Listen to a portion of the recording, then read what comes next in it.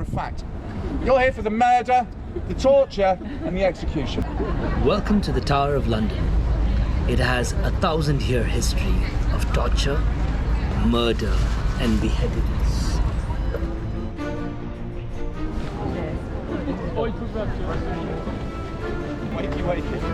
Welcome to His Majesty's Royal Palace and Fortress, the Tower of London. This is a World Heritage Site, and where I'll be pointing out some of the more historic buildings, telling you some stories about their history. Our story begins way back on the 14th of October 1066, when William the Duke of Normandy, we now know him as William the Conqueror, defeated the Anglo-Saxon King Harold at the Battle of Hastings. He was crowned King William I of England on Christmas Day. In the year 1100, not a single brick, stone or pane of glass you see anywhere existed. London practically didn't exist. It was just that building in a field surrounded by a big ditch. It's 92 feet tall and the walls are 15 feet thick at the bottom, tapering to 11 feet thick at the top. In the corner you can see crowns in gold leaf, beneath which are weather vanes. And the leave, without going inside that building, is extraordinary. There are all sorts of wonders in there. Among these suits of armour, this one is engraved with scenes from the life of Alexander the Great.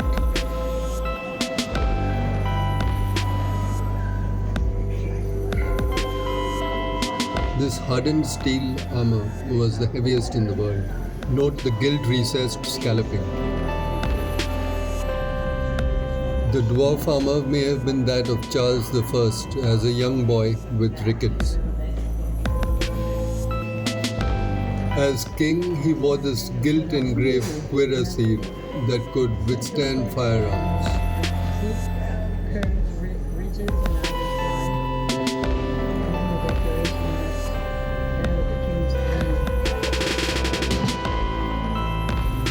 The line of kings displayed in the Tower of London is the earliest exhibit to receive visitors from all over the world.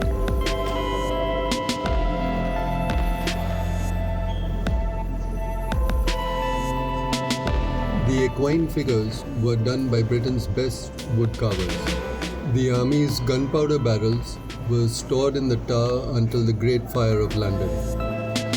The heads and hands of the kings were preserved as wood sculptures done by master craftsmen.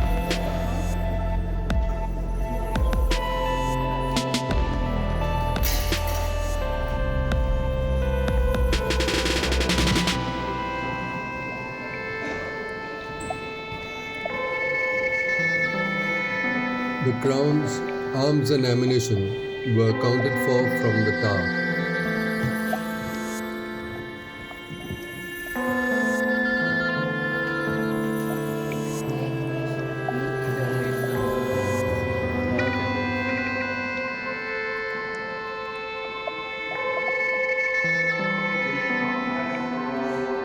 St. James' Chapel is the earliest complete example of Norman architecture.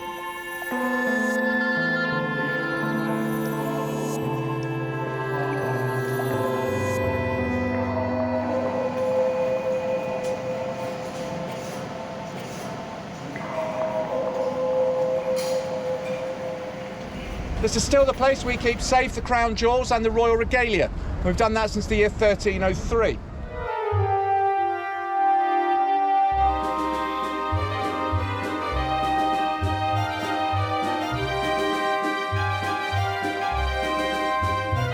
The most impressive part of the tower were the yeomen and the duty that they have to protect the tower and its jewels.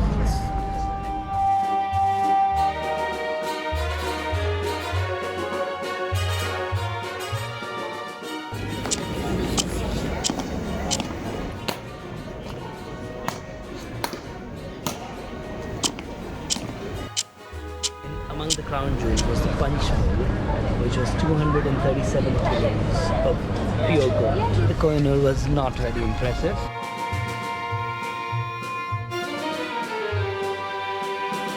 Foreign kings and queens would give our kings and queens diplomatic gifts of lions, tigers, leopards, elephants, monkeys. These were moved in 1836 to Regent's Park to form what we now know as London Zoo.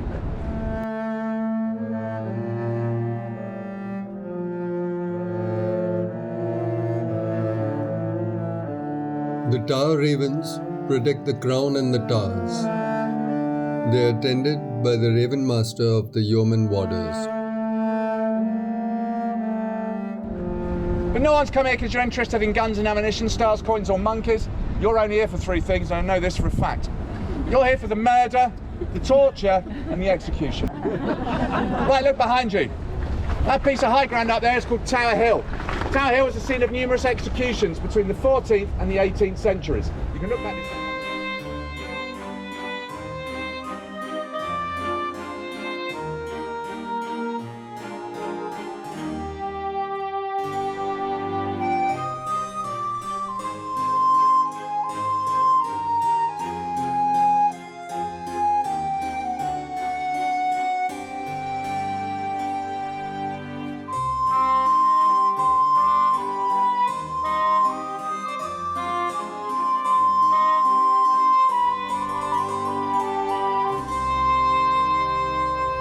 Privilege to die here inside the tower, and therefore only 6 people lost their lives there, 3 of them Queens of England. Queen Anne Boleyn, the 19-year-old Queen Catherine Howard, and Lady Jane Grey, the 16-year-old uncrowned Queen of this country.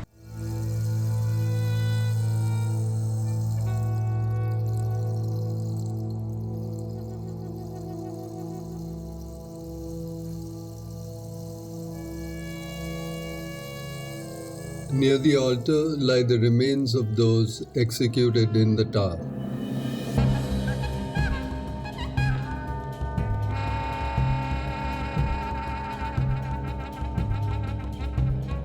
When opened, there were no remains in the oldest tomb, but it contained the original Tudor font, now reinstated. Adding to its notoriety, 13-year-old King Edward V and Prince Richard, his 9-year-old brother, were imprisoned in the tower by their uncle, never to be seen again.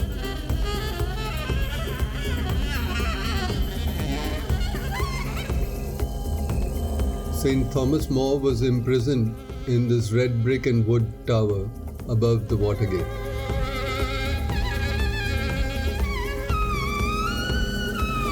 This wall right here used to contain the Royal Mint. It's where all coins of the British Empire were designed and produced until the year 1810.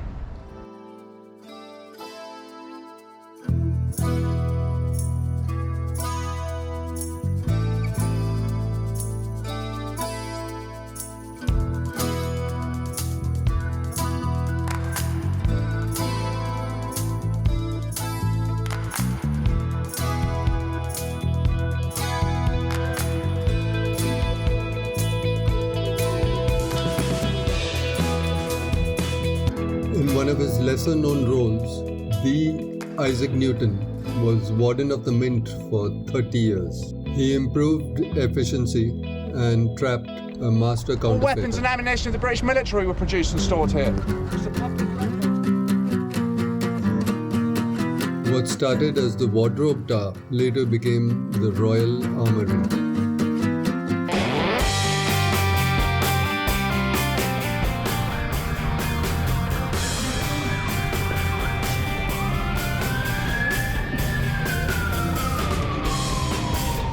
And this is a uniform. It's not a costume and it's not an outfit. This is the King's uniform, one that I'm very, very proud to wear.